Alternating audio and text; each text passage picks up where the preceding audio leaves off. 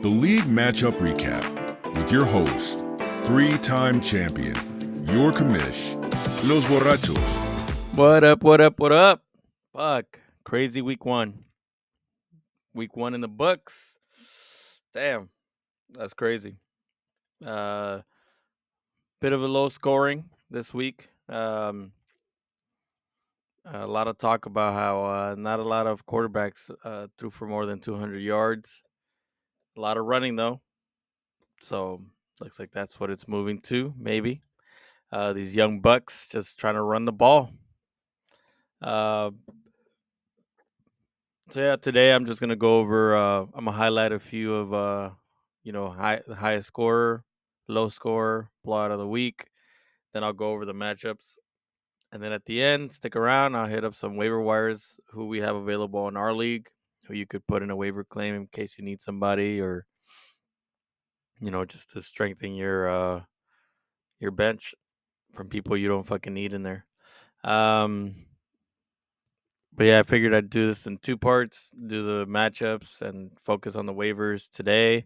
Then tomorrow, start new week, week 2. We move on.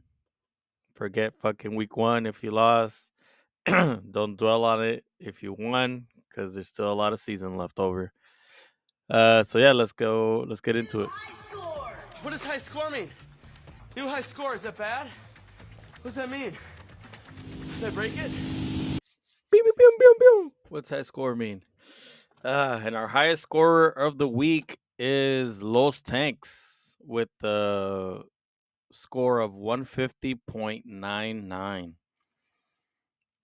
It's crazy. Little points that the point something that gets you there.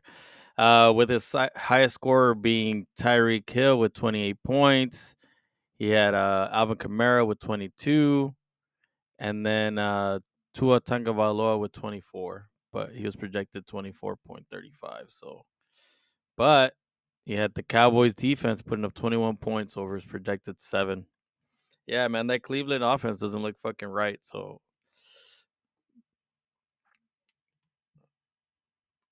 maybe start your defense against Cleveland, but I don't know.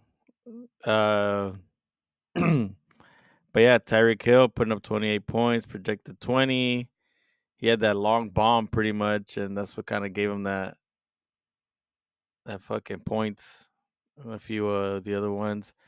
And then last night, Debo Samuel coming in clutch with the 18 points over projected 13.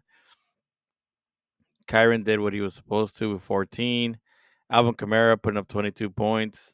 Maybe that second round reach wasn't much of a reach. Njoku putting up 8. He ended up getting injured. DJ Moore with 10. He's over projected 13. Mari Cooper, 3 points, projected 13. But yeah, man. Had Ezekiel Elliott with 12 points on the bench.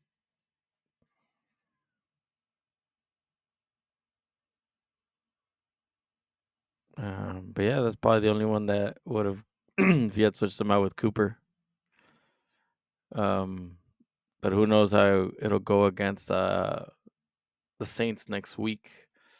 But yeah, man, congrats. Our first high scorer of the season. Just keep it up, bro. All right, we'll get into the other lowest scorer.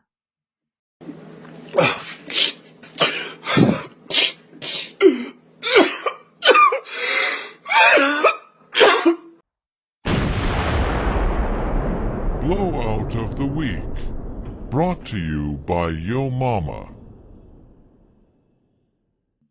All right. So our lowest scorer of the season, week 1, is the Anal Sensations.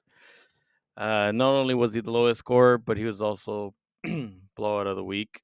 Sometimes it's not, you're not the lowest scorer and you're blowout of the week, but sometimes it works out that way. So yeah, I mean, he had Drake London only put up 3 points, so it was projected 14. Javonte Williams put up 3 points over his projected 10. Roma Dunze, 2 points over his projected 10. Pretty much this whole team didn't put up what he was supposed to as far as projected points. He left Brian Robinson on the bench with 17 points. That's pretty much it. I had told you about Roma Dunze, giving him a week before you throw him out there and see how he does. But yeah, I thought Javonte Williams would do a little bit better. Again, I'll go over this in your matchup recap, but yeah, lowest score week 1, the Arab Sensations, and also the blowout, losing 104 to 84, which is up 20 points or 19, whatever Yahoo says it is. But yeah, I'll go over it in the matchup recap. All right, and these are our results from this past week. We had Los Borrachos losing the Omarion Bowl to OG Men, 114 to 127. Los Tanks beating the Rook by 0.6, 150.99 versus 150.32. Mike and the boys beating the Fuegos, 121 versus 109. Nighthawk beating the Arab Sensations, 104 to 84. Rebel Scum losing to the Warhammers, 129 versus 140. But yeah, a lot of not so close and not so high scores. But yeah, we'll take a look at each one. All right, in our first matchup, we have the Omarion Bowl and Los Borrachos losing to OG Men, 114 to 127. Los Borrachos having with Marvin Harrison Jr. only putting up 1 point, Chuba Hubbard putting up 1, Kincaid putting up 2, and Zamir White putting up 4. OG Men, Richardson with 33, Smith with 15, Pacheco with 15. But then you had Kenneth Walker and Joe Mixon, both with 28 and 20 points. Yeah, I didn't think I knew Kenneth Walker was going to blow up this season, but he's going to be the main guy. So, that was expected from him. McCaffrey being out fucking last minute, that's fucking bullshit. They should have said something. There's a video going out with Mason saying that he knew he was going to be the starter on Friday, where it's like, what the fuck? Why didn't they share that? I would have started him over fucking Hubbard or fucking White or anybody. But yeah, it is what it is. Those 24 points would have helped me out, but yeah, okay.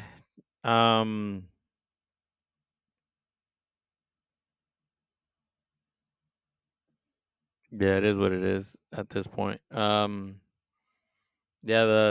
also the night before in the morning, I was thinking of switching out one of these running backs for one of these rookie wide receivers that I drafted, and I was like, nah, let's stick with these guys. But now I know, fuck it, for next week, going with my gut, fuck it. OG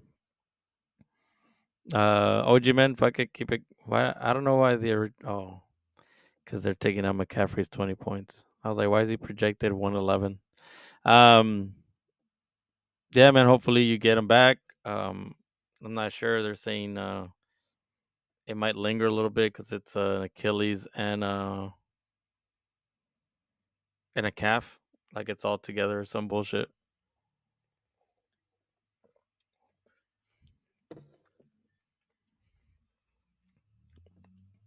But I had good shit. I was trying to do the Omarion thing where you put like a face on it and everything, but it wasn't coming out right, so I just didn't have it. But I'll try and get it together by week 10. See who wins that one. All right. So good luck rest of the season. All right, and the closest matchup this week was Los Tanks versus the Rook. At one point, it looked like the Rook was going to be our highest scorer of the season, but looks like Los Tanks beat them by 0.6. 0.67? 67? Anyways, Los Tanks having Tyreek Hill put up 28. Debo putting up 18 last night. Get him over that hump. Alvin Kamara putting up 22. Let's see. And then Dallas putting up 21. Pretty much went over his team on the highest score of the week. The Rook, Mahomes only putting up 21. But then you got Nico Collins with 19. Saquon Barkley with 35 on Friday night. Chris Godwin with 22. Aaron Jones with 18. Kyle Pitts finally scoring. That son of a bitch with 11 points. I'm telling you, man, the 1 year I was like, I should have saw the fucking name there. I should have just grabbed it and drafted him, but didn't have much faith. I should have had faith in it with Kirk Cousins being his quarterback. But yeah, that's crazy by points something. They had him rushing too, which is crazy because they said they weren't going to have him rushing that much. But he scored that rushing touchdown, stole from Jordan Mason, some bitch. Even though I didn't start him. Metcalf with just 5. Let's see.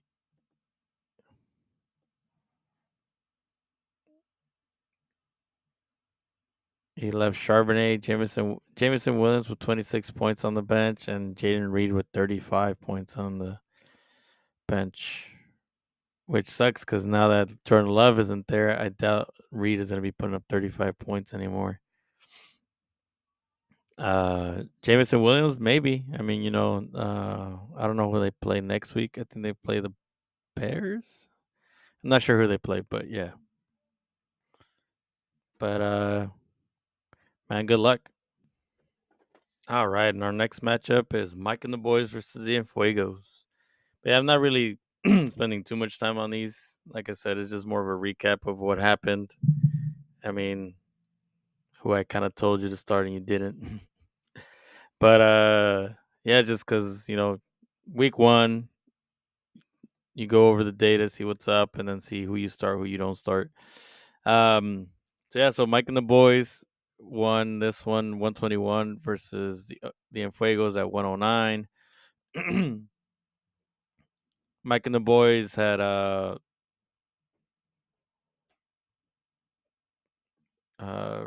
Rashid White put up 16 overs, projected 13. Jerome Ford put up 18 overs, projected 12. Montgomery putting up 16 overs, projected 11. So he really had just about 3 guys to go over their projection. For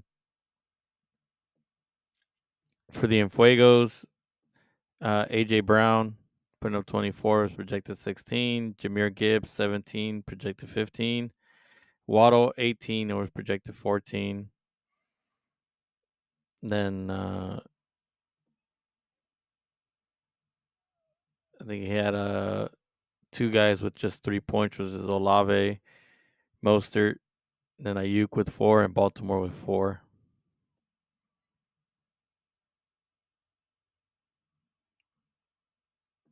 Let's see.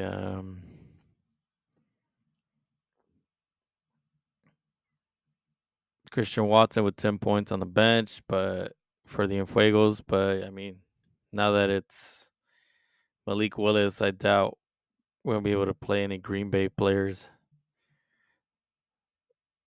As far as for the Mike and the boys, could have been a little bit bigger lead with Diggs on the bench with 21. Zay Flowers with 11. Bowers with 11.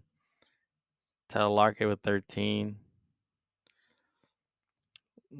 I mean, that's why I didn't really want to draft Devontae Adams, because I don't know how that was going to look, especially with Gardner Minshew. They were talking about they want to run the ball more this season, maybe here and there, dink and dunk, but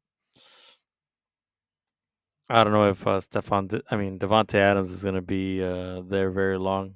Your hope is that maybe he goes to the Jets in the middle of before the trade deadline, do a little bit better. But for now, I think I'd switch him with Diggs.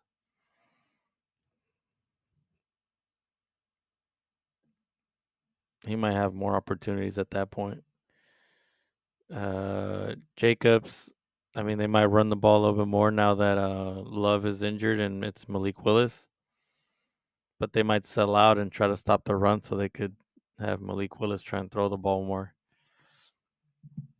George Kittle, same 8 points over projected 11. Like I said, George Kittle's a little bit of a hit or miss.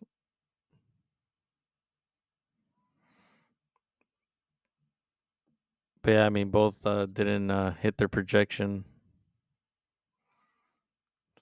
So, but I mean, like I said, week 1, now you learn from it, move on, try to manage the team a little bit better next week. All right, we'll look at the next matchup. All right, and our blowout of the week is the Nighthawk versus the Arab Sensation, with a win of 19 point something, 20 points, 104 to 84. They're like our lowest scores of the week, both of them. So yeah, I mean, it's go over Nighthawk. James Cook over his projected 13 to 12. Xavier Worthy with 20 points over his projected 11. And New Orleans 18 over his projected 8. Again, the Arab Sensation only had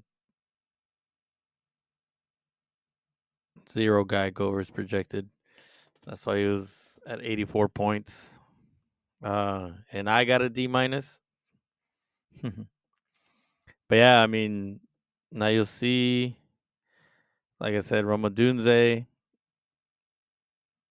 I mean, Javonte Williams, I thought he was going to have a bigger role, but he ended up taking a backseat to McLaughlin. Maybe ETN and Robinson as your starters, and then play the matchup with Javonte Williams. Romadunze, I mean, at least you have to sit him because he's injured. Tanks Bigsby looks like he might be getting a bigger role. As for Nighthawk, I mean, Cortland Sutton putting up 7. He left. I mean, Eckler with 10. Brandon Cooks with 14. Maybe next week against revenge game against the Saints. Brandon Cooks. Because, yeah, 104, I don't know if it's going to cut it as far as, like, staying up there. And you don't play the Arab Sensations every week. And the Arab Sensations, get it together. Like I said, it's only week 1, but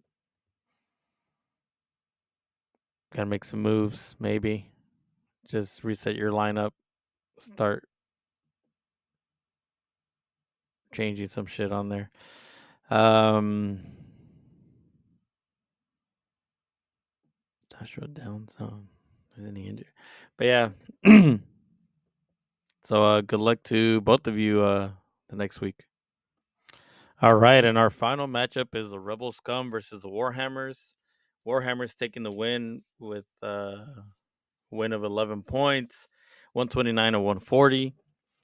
The Warhammers having Jordan Love put up 24, Mike Evans 23, Brees Hall 18, Zach Moss 14, Rashee Rice 19, George Pickens, 13, and the Pittsburgh defense, 13.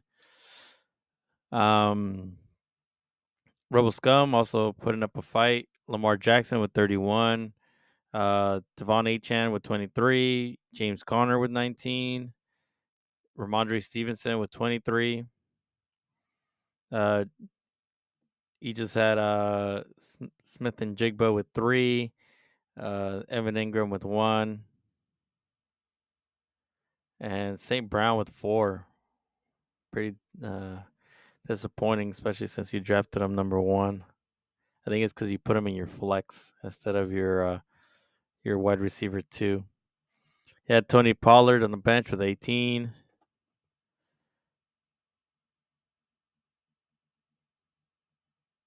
I mean, yeah, I would have definitely put him over in Smith and Jigba. But I mean, again, that's another week. Warhammers winning 140. I think that was put him in second because the Rook lost technically, so he's at 150, but he's the loser column. Puka Nakua going down on him. I heard it. Going down in the game. I heard he's re-injured it, going on IR. At least you drafted another 6 wide receivers. I think this happened to you last year too when you drafted Cooper Kupp when he was injured over the offseason. Classic.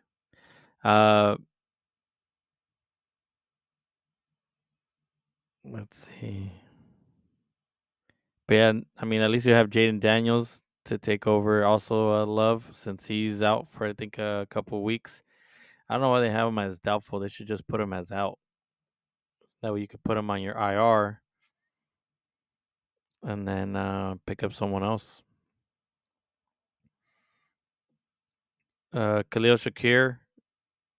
I know you think you had worries about that guy, but I mean, it looks like he might be doing pretty well in that offense.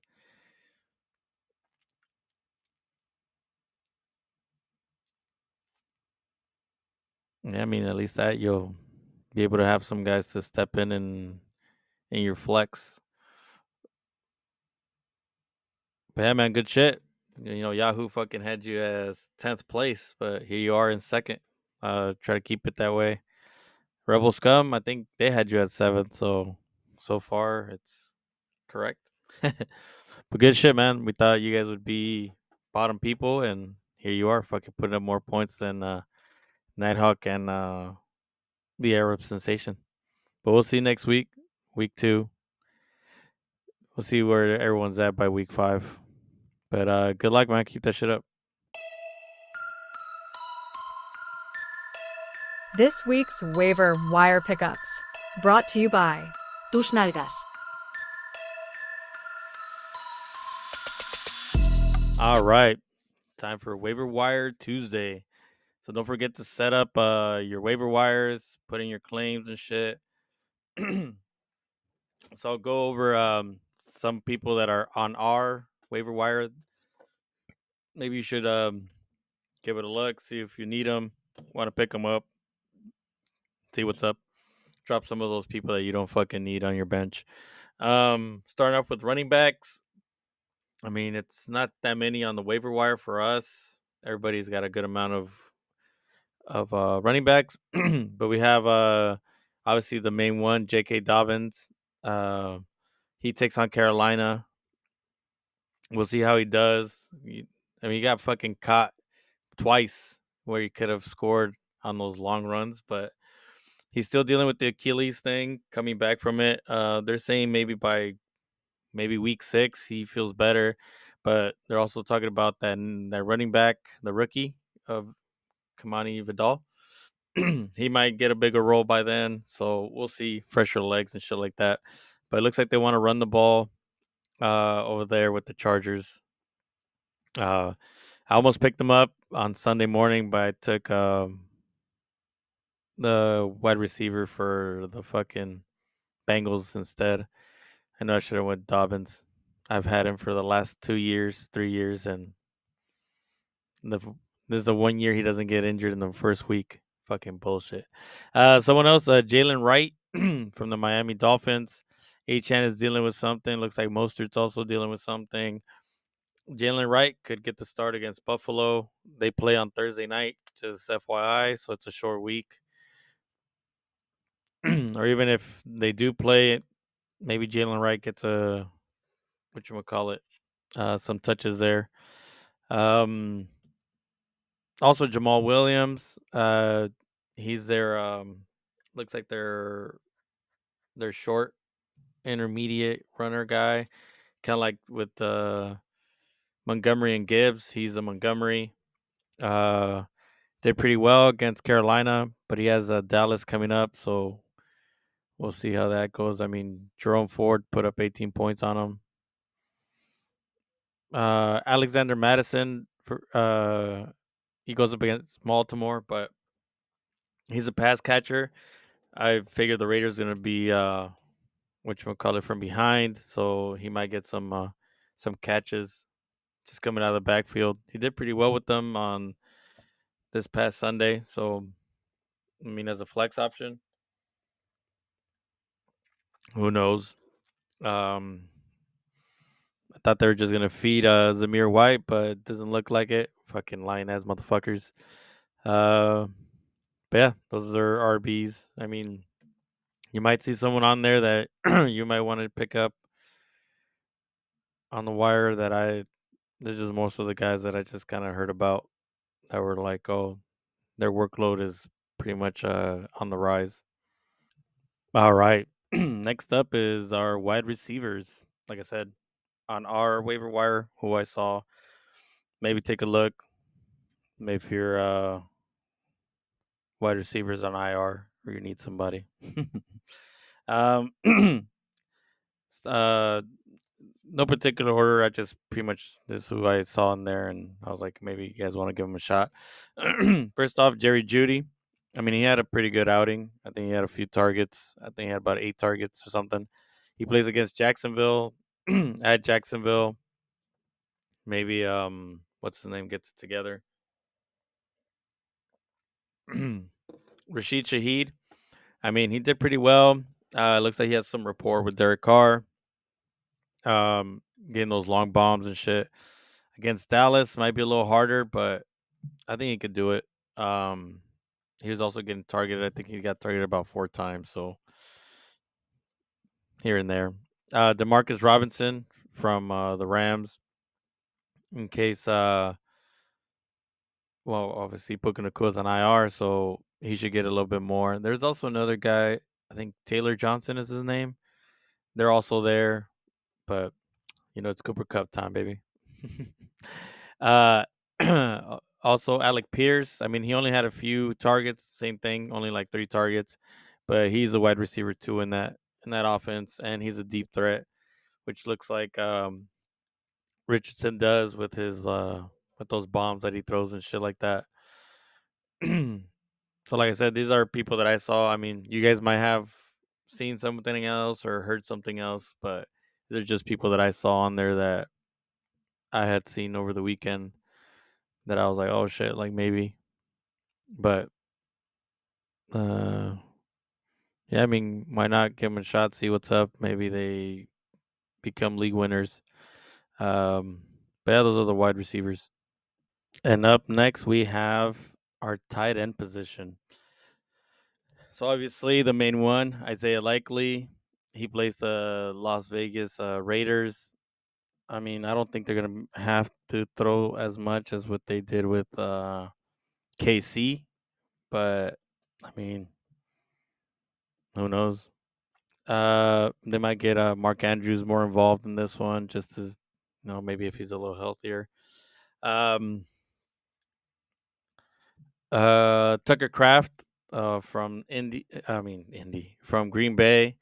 Usually, you know, shitty quarterbacks tend to throw a little bit more to the tight ends.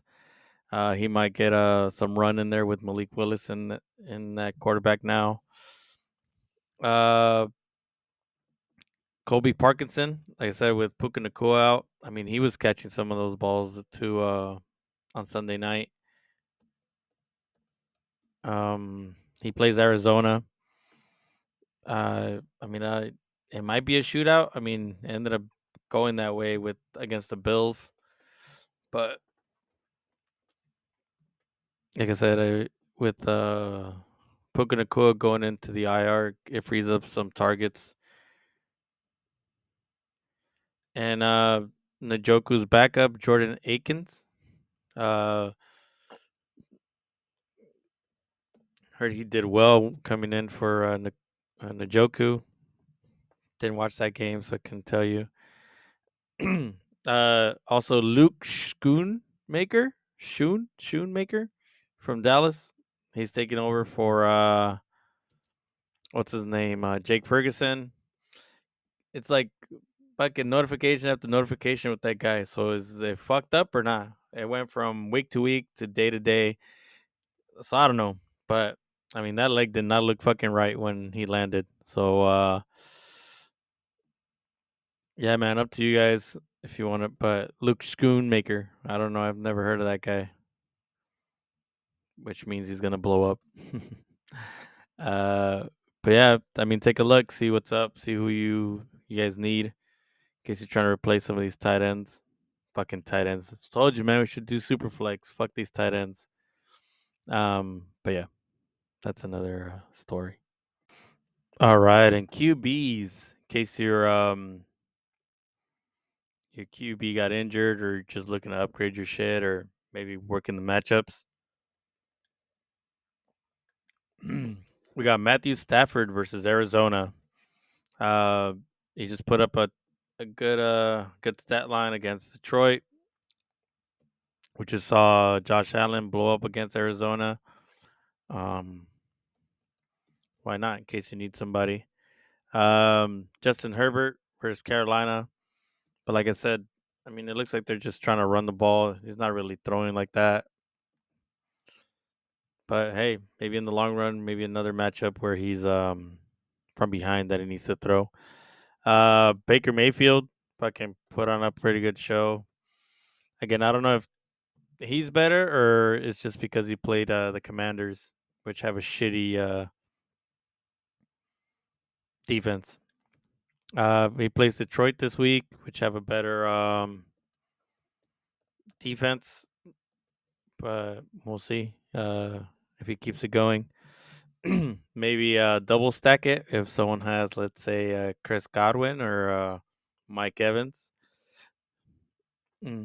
Trevor Lawrence, he did pretty well against Miami. It looks like they also wanted to do the run. I don't know what the hell their game plan was, but they had that game in the bag and just kind of fucked it up after that fumble.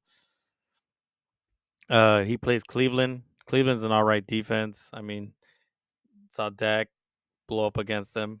And then especially if the offense isn't going to be helping out either, I think they're just going to be tired and over their shit. So, I mean, who knows? But yeah, he could probably put up some solid numbers against Cleveland, especially with Brian Thomas on the team. Beast. So yeah, just guys to keep in mind in case you need them or just back up, I guess. All right, and last but not least, our defense. On our wire, we got Chargers versus Carolina. We saw what New Orleans did to them, but I mean, Carolina will be at home, so keep that in mind. Whatchamacallit, West Coast teams traveling to East Coast, sometimes they struggle. Broncos versus Pittsburgh. My bad. Broncos versus Pittsburgh Steelers. If Justin Fields still plays, I mean that Broncos defense was pretty solid. Um, who knows? Maybe get some picks and shit. Texans versus Chicago. Um, Caleb Williams was struggling. Pretty much the defense scored most of those touchdowns. It wouldn't count against the defense if they scored on the offense. So I mean, who knows? Just pretty much targeting rookie quarterbacks or shitty quarterbacks. But yeah, those are pretty much it that I saw that I would be like, all right, let me take a shot at them. That are available on our league, because some of you guys have like 2 defenses on your roster. But yeah, I didn't see any other ones. So, yeah, just those 3. All right, and that'll do it for me today. Hit you up tomorrow. Start of the new week number 2. Like I said, get your waiver claims in there. Or wait till midnight, and then at midnight try to pick up the guy that you think nobody else is thinking of, or I didn't call on here. Because I know some of you guys are like, shut the fuck up, don't tell everybody who my sleeper is, when we all fucking probably watch the same shit and know the same guys that are fucking popular. But again, unless you guys know some shit I don't know, or have been listening to somebody that I haven't been listening to. But yeah, up to you what you do with the info. Peace out. Talk to you bitches tomorrow. Thank you for watching the Los Borrachos Happy Hour. Don't forget to like and subscribe. Until next time,